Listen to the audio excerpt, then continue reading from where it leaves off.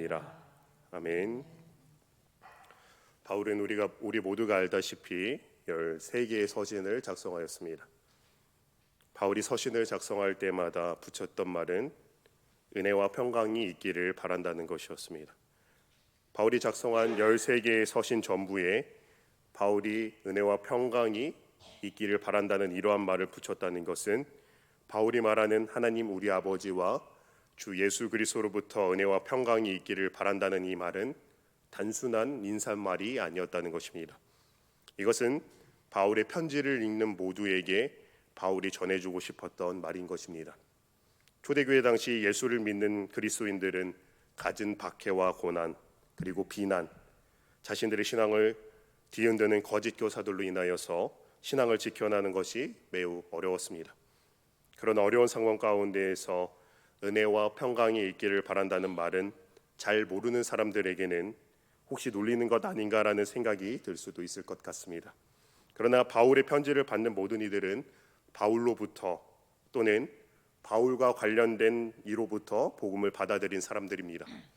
바울은 그들에게 은혜와 평강이 무엇인지에 대해서 제대로 가르쳐 주었습니다. 바울은 은혜가 아무런 자격도 권한도 없는 이에게 오로지 주님의 사랑으로 받은 구원의 사실임을 말하였고, 평강은 하나님과의 관계, 하나님과의 화목을 가장 중요시 여기며 그것을 지키는 것임을 말하였습니다. 그러니까 바울이 13개의 서신 첫 부분에서 은혜와 평강을 이야기한 것은 그런 어려운 상황 가운데에서조차, 아니 어려운 상황이기에 더욱더 하나님께서 베푸신 은혜를 잊지 말고 하나님과의 화목을 더욱더 중요시 여겨야 함을 강조하였던 것입니다. 그러니까 어려운 가운데서도 하나님의 은혜는 여전히 감사의 제목이기를, 그 고난의 상황 가운데서도 여전히 하나님과의 화목을 잃지 않기를 바란다는 것이었습니다. 왜냐하면 그 무엇보다도 하나님 우리 아버지와 주 예수 그리스도로부터 오는 은혜와 평강이 가장 중요한 것이기 때문이었습니다. 그렇게 바울은 13개의 서신 서두에 반드시 그 이야기를 먼저 기록했던 것입니다. 오늘 본문인 에베소서의 독자들인 에베소에 있는 그리스도인들 또한 바울의 이 글을 읽었습니다. 그들은 아데미 여신을 따르는 수많은 자들에게 핍박을 당하고 박해를 당해야만 했고, 거짓 교사의 유혹 가운데에서 그것을 이겨내야만 했습니다. 그 가운데서 바울의 이 말들은 에베소에 있는 그리스도인들에게 다시금 무너지지 않을 수 있는 힘이 되었습니다. 또한 바울은 그들이 받은 그 구원의 사실이 창세 전부터 계획되어진 하나님의 예정, 하나님의 은혜임을 말합니다. 이 사실이 무엇을 말하는 것이겠습니까? 이 사실은 구원에 있어, 그 은혜에 있어 우리의 공로가 아무것도 없음을 다시 한번 말하고 있는 겁니다. 하나님께서 선택하신 그 선택의 조건과 이유 중 그 무엇도 우리에게는 권한도 해당 사항도 없음을 말하고 있습니다. 하나님의 구원은, 하나님의 예정은, 하나님의 선택은 오로지 하나님의 권한이며 전적으로 하나님께 속한 것입니다. 더 나아가 구원은 하나님께서 우리의 어떠한 것을 보시고 우리의 어떠한 조건을 생각하시고 행하여 주신 사건이 아니라, 그 어떤 조건도 그 어떤 행함과 고백을 보시고 하신 것이 아니라 오로지 하나님 자신 안에서 우리를 긍휼히 여기신 사랑으로서 일어난 사건임을 바울은 말하고 있습니다. 바울은 창세전부터 계획되어진 하나님의 은혜의 사건인 예정을 말하며 이들에게 하나님의 사랑이, 하나님의 은혜가 어떠한 것인지를 말하고 있는 겁니다. 바울이 이들에게 이러한 이야기를 하는 이유가 무엇이겠습니까? 힘든 가운데에 놓여서 거짓 교사들의 꼬임이 난무하는 시대에 바울이 이들에게 조금만 기다려라, 조금만 참아라, 어려운 시간이 지나면 다 괜찮을 것이다 라고 하는 그런 희망찬 이야기가 아니라 하나님의 은혜가 무엇인지, 하나님의 사랑이 무엇인지를 다시 한번 상기시켜주는 이유가 무엇이겠습니까? 예수를 믿는 그리스도인들에게, 어려움과 고통 가운데 놓여져 있는 그리스도인들에게, 고난 가운데 피폐해져 있는 그리스도인들이 가장 놓치지 않아야 하는 것이, 가장 잊지 않고 살아야 하는 것이 바로 우리가 받은 은혜이기 때문입니다. 많은 이들이 이 은혜를 자꾸 잊어버리고 살아갑니다. 우리가 받은 하나님의 은혜, 하나님의 자녀됨의 특권이 오로지 하나님의 사랑으로서 하나님의 긍휼의 은혜로 우리가 받았음을 잊고 살아간다는 것입니다. 하나님께서 우리에게 행하신 일들이 무엇이셨는지, 하나님의 계획이 무엇이었는지, 하나님께서 우리를 보시고 어떤 생각을 가지고 계신지, 어떤 계획을 가지고 어떻게 우리와 함께 하고 싶으신지를 생각하지 않고 알고 싶어 하지도 않는단 말입니다. 하나님께서 자녀인 성도 한 사람 한 사람을 보시며 그 한 사람 한 사람을 통하여 어떠한 일들을 하시고자 하는지, 아니 하나님께서 나를 보시며 기뻐하시는지 아니면 애통해하고 계실지 관심은 없는 채 그저 어떻게 살아갈까, 어떻게 하면 좀 더 잘 살아볼까, 좀 더 평안해 볼까 하는 그런 것에만 관심이 많지는 않은지 생각해 봐야 한다는 것입니다. 여러분은 어떠신가요? 하나님께서 여러분을 통하여 기뻐하시기를 원하시나요? 하나님의 성도인 우리 모두는 하나님께서 우리를 통하여 기뻐하시기를 원할 것입니다. 그런데 현재 살아가는 것이 힘들고 또 지쳐서 지금 살아가는 것이 조금 더 나아지길 원하고 조금 더 편안해지기를 원하며 인생이 힘들고 지치기 때문에 내 눈앞에 있는 그러한 것들이 우리에게 더 크게 다가오고 더 그것에 집중되게 되어지지는 않으신지요? 그런 상황 가운데 놓여져 있는 이들에게 바울 사도는 은혜의 정수라고 할 수 있는 예정을 언급합니다. 하나님의 예정은, 하나님의 선택은 오로지 하나님의 은혜임을 이야기합니다. 하나님께서 우리를 선택하시는 것에 있어 우리의 공로나 우리의 노력이나 우리의 어떠한 것을 보시고 그 조건에 따라 어떤 여건에 따라 우리를 선택하시고 예정한 것이 아님을 바울 사도는 다시 한번 언급하고 있습니다. 왜냐하면 하나님의 선택은 창세전에 이루어졌으며 구원의 그 어떤 한 자락이라도 우리 스스로는 이뤄낼 수 없기 때문입니다. 우리는 우리 스스로를 구원할 능력이 없습니다. 오로지 하나님의 선택으로, 하나님의 권한으로, 하나님의 권능으로, 하나님의 사랑으로 우리는 선택함을 받았습니다. 그리하여서 아무런 공로도 아무런 자격도 없는 우리가 예수 그리스도로 말미암아 하나님의 자녀라 칭함을 받게 되었습니다. 힘든 가운데 있는 그리스도인들에게, 고난과 역경 가운데 있는 그리스도인들에게 바울 사도가 하고 싶은 말은 하나님의 은혜를 기억하라는 것입니다. 믿는 자들이 어떤 사랑을 받은 존재인지, 어디를 향하여 나아가야 할 존재들인지를 다시 한번 말하고 있는 것입니다. 하나님의 선택을 받은, 축복받은 여러분, 힘든 가운데 놓여져 있으십니까? 어려움 가운데 놓여져 있으십니까? 우리가 어떤 상황에 놓여져 있든 우리를 선택하신 하나님의 긍휼하심과 사랑을 붙잡고 나아간다면 우리는 나아갈 수 있는 것입니다. 우리는 하나님의 자녀입니다.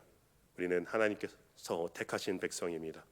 이 사실은 그 무엇과도 바꿀 수 없는 너무도 귀중한 우리의 유일한 소망임을 우리가 잊지 않기를 소망합니다.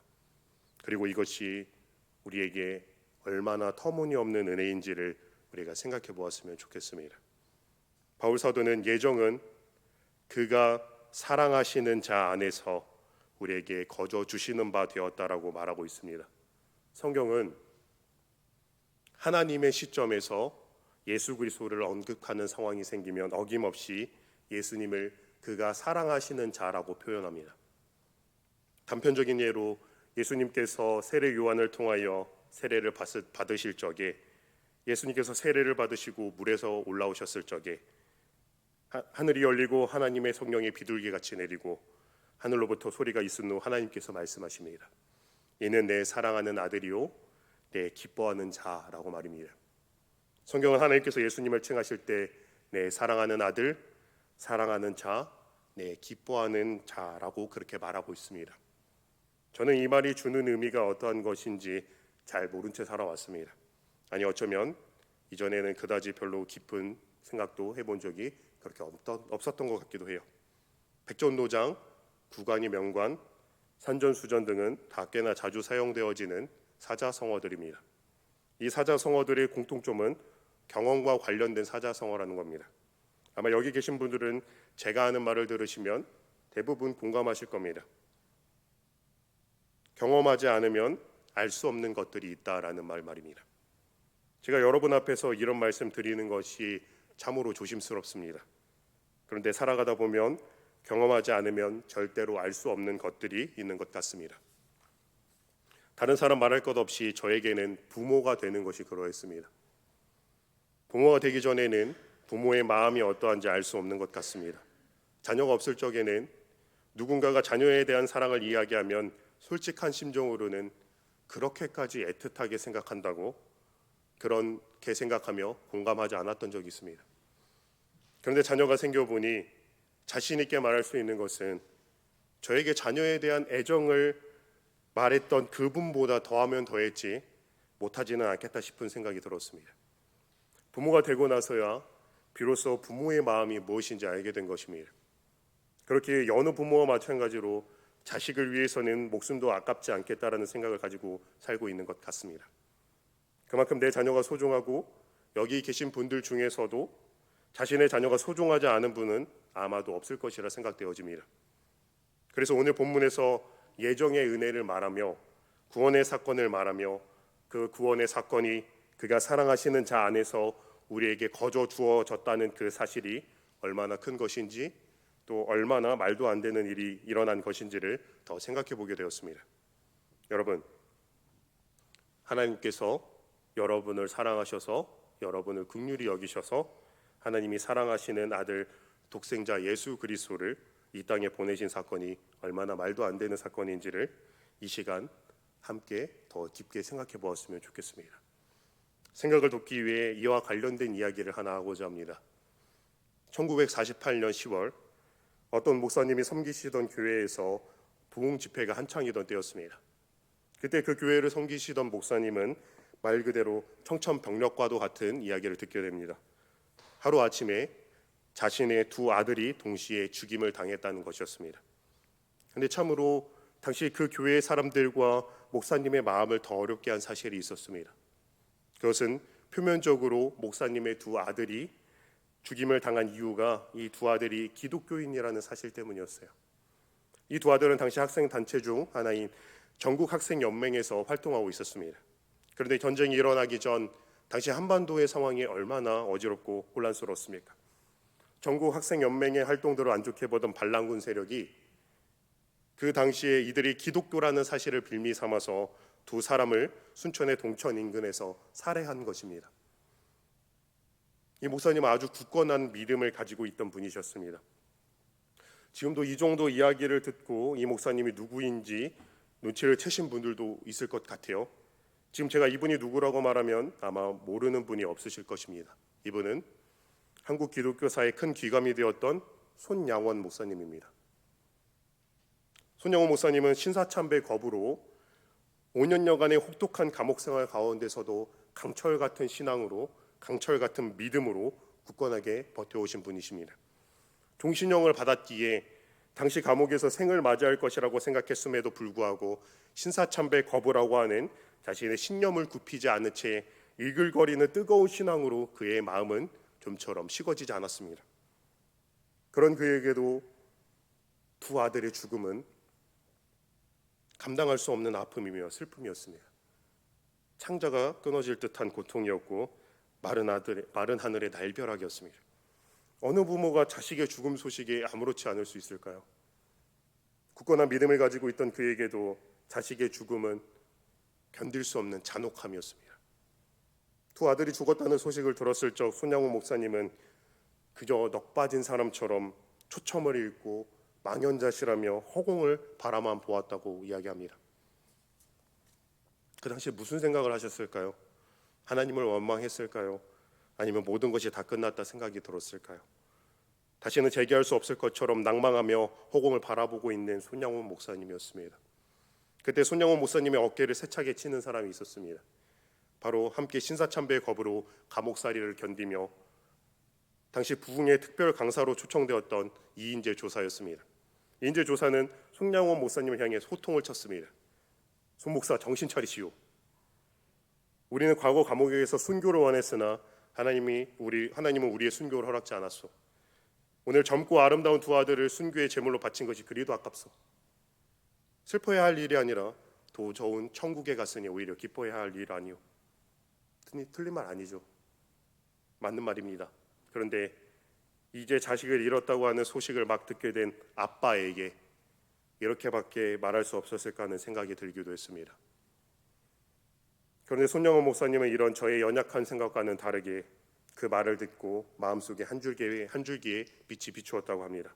어둡기만 했던 손영호 목사님의 마음속을 환하게 비추었다고 합니다. 이때 종이와 펜을 들어 감사의 제목들을 적어 내려갔는데 이것이 바로 손영호 목사님의 9가지 기도 제목입니다. 여러분, 이해가 되어지십니까? 자식이 죽었는데 9가지 감사 기도문을 적은 손영호 목사님의 마음이 말입니다. 손영호 목사님은 여기서 그치지 않습니다.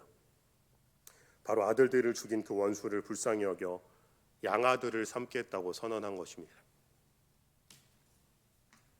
여러분, 그저 한국 교회사의 기감이 되어지는 위인으로서 받아들이지 말고 여러분의 가족이라고 한번 생각해 보시길 바라겠습니다. 여러분의 아들이, 여러분의 남편이, 여러분의 아내가, 여러분의 아빠가 내 손주를 죽인 원수를, 내 자녀를 죽인 원수를, 내 형제를 죽인 원수를 내 가족으로 삼겠다는 것입니다. 이런 생각이 이해가 되어지십니까? 납득이 되어지겠습니까? 이것을 받아들이시겠습니까? 손영호 목사님께서 아들들을 죽인 원수를 양아들로 삼겠다고 결심하고 그 결심을 실행하려고 하던 그때는 그 원수의 사형 집행 당일이었습니다. 당일날 설교 일정이 잡혀있던 손영호 목사님은 원수의 사형이 집행되는 것을 막으러 직접 사형장에 갈 수 없었습니다. 당시 사형장은 손영호 목사님의 아들들을 기억하고 추억하던 이들로 가득했습니다. 마을 사람들과 당시 손영호 목사님이 사역하시던 애양원 교회 사람들은 격분한 상태로 얼른 이 원수의 사형을 집행할 것을 촉구하고 있었습니다. 당연한 일이죠. 하루아침에 건실한 청년 2명이 웬 모르는 사람에게 죽임을 당했으니까요. 그래서 손영호 목사님이 선택했던 방법은 당시 여고생이었던 딸 손동희 씨에게 빨리 가서 처형당한 것을 말리고 자신의 뜻을 사람들에게 알려주라고 부탁했습니다. 여러분이 손동희 씨의 입장이라면 어떨 것 같으신가요? 여러분의 가족을 죽인 사람을 새로운 가족의 일원으로 받아들이겠다고 하는데 여러분, 이게 납득이 되어지겠습니까? 절대로 납득할 수 없는 것입니다. 평생을 봐야 합니다. 이 사람을 볼 때마다 죽은 내 형제가 생각나지 않겠습니까? 형제와 보냈던 행복했던 그 시간이 생각나지 않겠냐 이 말입니다. 함께 식사를 하고 함께 여행을 하고 함께 대화를 나누던 내 형제가 이 사람 때문에 죽었습니다. 이 사람을 볼 때마다 도저히 용서가 되지 않아서 이가 갈리고 어떻게든 이 사람을 다시 처형장으로 보내고 싶지 않겠습니까? 당연히 그 오빠들의 동생이자 딸인 손동희 씨도 아버지 손영호 목사님의 말에 쉽게 동의할 수 없었습니다. 그래서 자신의 친오빠들을 죽인 살인자를 살리는 것도 모자라 한 가족이 되는 것은 절대로 할 수 없다며 재차 싫다고 이야기했습니다. 하지만 아버지 손영호 목사님의 간곡한 부탁을 이기지 못하고 결국 처형장으로 갔다고 합니다. 그럼에도 불구하고 손동희 씨는 처형장에 가면서도 이놈을 죽일까 살릴까 수백 번도 더 고민했다고 해요. 여러분, 그렇지 않았겠어요? 여러분이라면 처형장에 가실 수 있겠습니까? 그냥 다른 길로 빠져나가 도망만 쳐도 그 사람은 자연스럽게 마을 사람들에 의해 처형당하는 상황이었습니다. 자신이 손을 쓰지 않더라도 그냥 처형장으로만 향하지 않아도 알아서 될 일이었다는 것입니다. 그런데 형제도 그러한데 내 자녀라면 어떻겠습니까? 내 손주라면 어떻겠습니까? 여러분, 원수를 양자 삼고자 하는 손양호 목사님의 마음이 이해가 가십니까? 여러분, 만약 여러분의 남편이, 여러분의 아내가, 여러분의 자녀가 내 자식, 내 손주를 죽인 그 원수를 양아들로 삼겠다고 이야기하면 동의하시겠습니까? 납득하셔서 그 생각을 받아들이시겠습니까? 저라면 절대로 그렇게 하지 않을 것 같아요. 아니, 못합니다. 저는 못하겠어요. 그 원수만 보면 분유도 주고 기저귀도 갈아주고 혼자서는 아무것도 하지 못해서 저에게 의지할 수밖에 없었던 그 조그맣던 내 사랑스러운 자녀가 생각이 나서 도저히 할 수 없을 것 같아요. 자그마한 선물에도 활짝 웃고 어디 나가면 그렇게 행복해하던 모습이 눈에 밟혀서 못할 것 같아요. 그 원수만 보면 그때 혼내지 말 걸, 더 잘해줄 거라며 그러한 생각이 들어서 평생 후회만 남을 것 같아서 절대로 그러지 못할 것 같단 말입니다. 내 사랑하는 자녀를 죽인 그 원수를 어떻게 양아들로 받아들일 수 있겠단 말입니까? 여러분이라면 그 상황이 납득이 되어지겠습니까? 그런데 여러분이 그 아들을 죽인 원수라면 어떻겠습니까? 여러분에게 손 내민 손양원 목사님의 손을 기꺼이 잡을 수 있겠습니까? 그 마음이 납득이 되어지겠어요? 같은 사람이라면 그 마음을 납득해서는 안 되는 건 아니겠어요? 그런데 여러분, 우리는 왜인지 하나님께서 우리를 창세전부터 선택하시고 그가 사랑하시는 자 안에서 우리를 양자 삼으신 이 사건을, 그리스도의 보혈로 속량함을 받은 이 은혜를 너무 당연하게도 받아들이고 있는 것 같아요. 하나님께서 우리를 선택하시고 그가 사랑하시는 자 안에서 우리를 양자 삼으신 그 사건은 강력한 사탄으로 말미암아 어쩔 수 없이 죄를 짓고 어쩔 수 없이 사탄의 종으로서 살아가는 우리를 하나님께서 불쌍히 여기셔서 사탄의 종으로 있는 우리를 구해주시기 위해서 사랑을 베푸신 사건이 아닙니다. 애초에 우리는 사탄에게 죄를 짓지 않았어요. 그렇게 예수님께서 속량하셨다고 할 때의 속량은 예수님께서 사탄에게 우리의 죄값을 지불하신 것이 아닙니다. 그러니까 우리가 사탄의 종이 되어 어쩔 수 없이 죄를 짓고 있는 것이 아니란 것이죠. 사람이 사탄의 유혹은 받았을지언정 사탄의 힘 때문에 어쩔 수 없이 죄를 짓지 않았다는 겁니다. 사탄의 꾀에 넘어가 죄를 지은 것은 맞지만 결국 죄를 지은 것은 사람이 했습니다. 죄는 하나님처럼 될 수 있다는 사탄의 꼬임에 모든 피조물을 다스리시는 하나님을 대적하며 스스로 하나님이 되고자 하는 인간의 그릇된 욕망에서 비롯되어졌습니다. 우리는 사탄의 종이 되었던 적이 없습니다. 사탄에게 죄를 지었던 적은 더더욱이 없습니다. 우리는 하나님께 죄를 지었습니다. 사탄의 속임에 넘어가 스스로 우리 인생의 주인이 되고자 하나님을 대적하고 하나님을 거부했고 하나님을 버렸습니다. 그러니까 하나님께서 우리를 선택하시고 그가 사랑하시는 자 안에서 우리를 양자 삼으신 구원의 사건은 어쩔 수 없이 사탄의 종으로서 살아가는 자들을 불쌍히 여기시사 아들을 보내신 사건이 아니라 하나님을 거부하고 하나님을 버리며 하나님을 대적하였던 그의 원수된 이들을 위해서 아들을 보내신 사건입니다. 그러니까 하나님께서는 당신을 버리고 당신을 대적한 원수된 자들을 위해서 아들의 목숨으로 그 값을 지불하신 것입니다. 죽을 것을 아시면서 그 아들을 보내신 겁니다. 잘못하면 죽을 수도 있겠다, 어쩌면 죽을지도 모르겠다 하는 그런 상황 가운데 아들을 밀어넣은 것이 아니라 반드시 죽을 것을 아시면서도 원수된 자들을 위해서 그 목숨을 값으로 지불하시기 위해서 아들을 보내셨단 말입니다. 이것이 납득이 되어지십니까? 이것을 우리가 받아들여도 괜찮겠습니까? 손양원 목사님의 아들들을 죽인 그 원수가 손양원 목사님이 내민 손을 감사합니다 하고 기꺼이 넙죽 받아도 되겠습니까? 그러면 안 되는 것 아닙니까? 그런데 원수에게는 선택지가 없습니다. 그 내민 손을 붙잡지 않으면 반드시 죽기 때문입니다. 그래서 그 손을 붙잡았습니다. 아니면 죽기 때문에. 그러면 그 원수가 살아가면서 손양원 목사님과 그 남은 가족들을 위해서 살아간다는 말을 쉽게 해도 되겠습니까? 그러면 안 되는 건 아닙니까? 그 내민 손을 붙잡지 않으면 죽을 수밖에 없는 상황이기에 어쩔 수 없이 붙잡았지만 그 내민 손을 당연하게 여겨서도 그 가족을 위해 살겠다라고 쉽게 선언해도 안 되는 건 아니겠습니까? 무엇으로 그 가족을 위해서 살 수 있다는 말입니까? 손양원 목사님의 양아들인 그 원수가 그 집에 살면서 그가 아무리 헌신하며 살아간다고 한들 내가 그래도 같이 살면서 이것도 했고 저것도 했고 이렇게까지 살아가고 있는데 어떻게 아직까지도 나한테 그럴 수 있느냐며 가족들에게 불만소리 할 수 있겠습니까? 아니요, 할 수 없습니다. 그래서는 안 되는 거죠. 그 말도 안 되는 은혜를 입어놓고 도저히 이해할 수 없는 그 사랑과 용서함을 받아놓고 그 가족들 앞에 내 공로를 어떻게 말한다 이 말입니까? 그런데 우리가 하나님 앞에 설 때면 어떠한가요? 우리가 신앙생활을 하면서 우리의 마음가짐은 어떠한가요? 혹여나 그 납득할 수 없는, 도무지 이해할 수 없는 하나님의 은혜 앞에서 내가 헌금을 얼만큼 드렸고 주일 성수를 어떻게 했고 새벽 기도를 얼마나 드렸으며 매일같이 기도는 어떻게 하며 전도 또한 얼만큼 했는지 내 신앙생활이 어떠했는지를 드러내지는 않았습니까?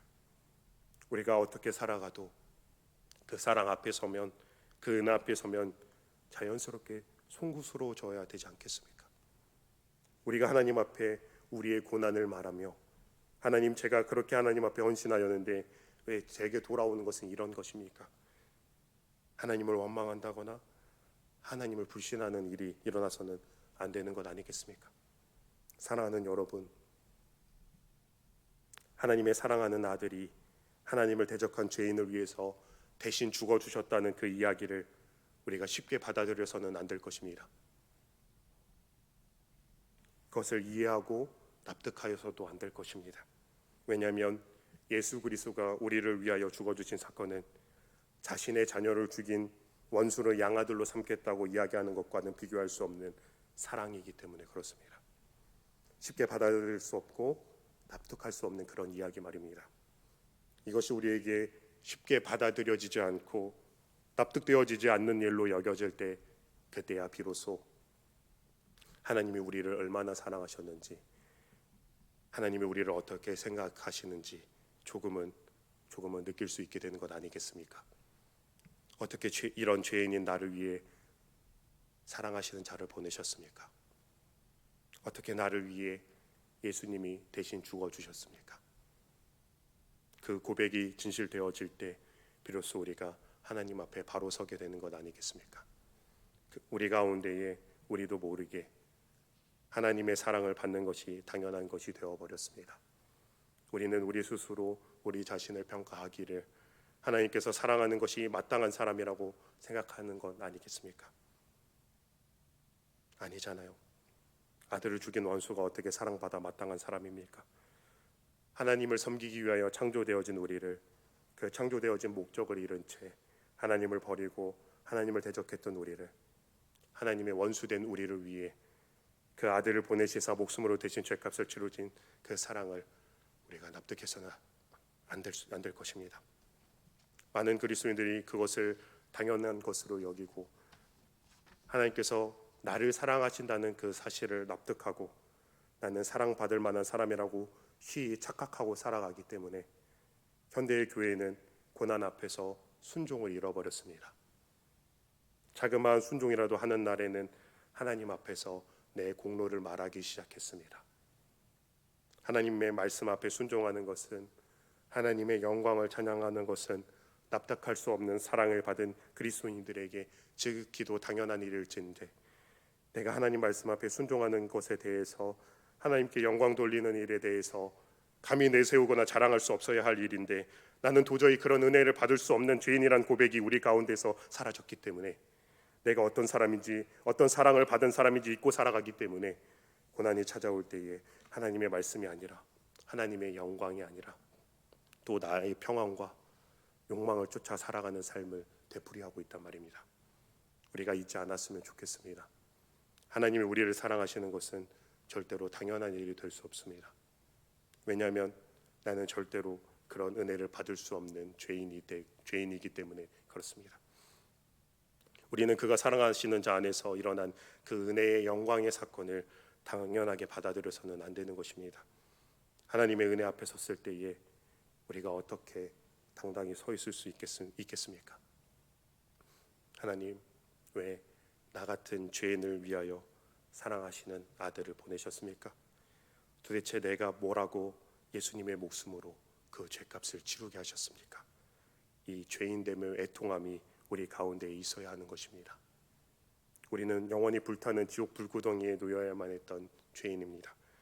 그러나 우리가 감당할 수 없는 은혜로 하나님과 영원히 함께하는 기쁨을 누리게 됐습니다. 우리가 받은 이 은혜마저도 우리의 선택이 아니라 하나님의 선택이요 하나님의 은혜였습니다. 우리가 이 은혜를 잊지 않기를 소망합니다. 우리가 이 은혜를 당연하게 여기지 않기를 소망합니다. 우리 가운데 죄인됨의 애통함이 끊어지지 않기를 소망합니다. 이 은혜를 영원히 찬양하며 오늘도 마땅히 하나님의 말씀에 순종하며 하나님께 영광 돌리는 삶을 살아가겠다고 다짐하는 금성교회 모두가 되어지기를 진심으로 소망합니다. 기도하겠습니다.